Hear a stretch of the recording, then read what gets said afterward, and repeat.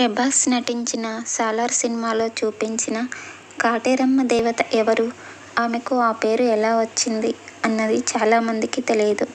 కైలాసంలో పరమశివుడు నిద్రపోయే సమయంలో పార్వతీదేవి ఎక్కడికో వెళ్తూ ఉండేదట. ప్రతిరోజు రాత్రి సమయంలో వెళ్ళి సూర్యోదయం కాకముందే కైలాసానికి తిరిగి వచ్చేదట పార్వతి.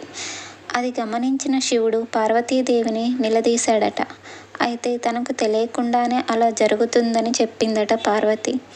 ఒకరోజు పార్వతీదేవిని శివుడు అనుసరించాడట. ఆమె అడవుల గుండా వెళ్తూ కనిపించిందట.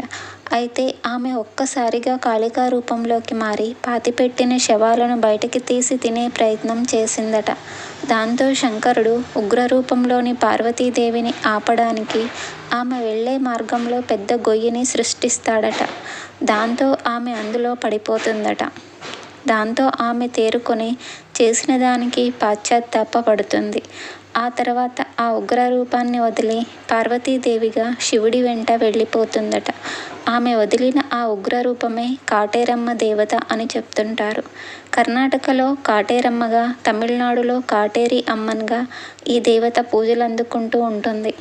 చాలామంది కాపలా దేవతగా, కొన్ని ప్రాంతాల్లో కులదేవతగా కాటేరమ్మను కొలుస్తూ ఉంటారు. ఈ వీడియో మీకు నచ్చినట్లయితే ప్లీజ్ లైక్ చేయండి, షేర్ చేయండి, సబ్స్క్రైబ్ చేయండి. Thank you for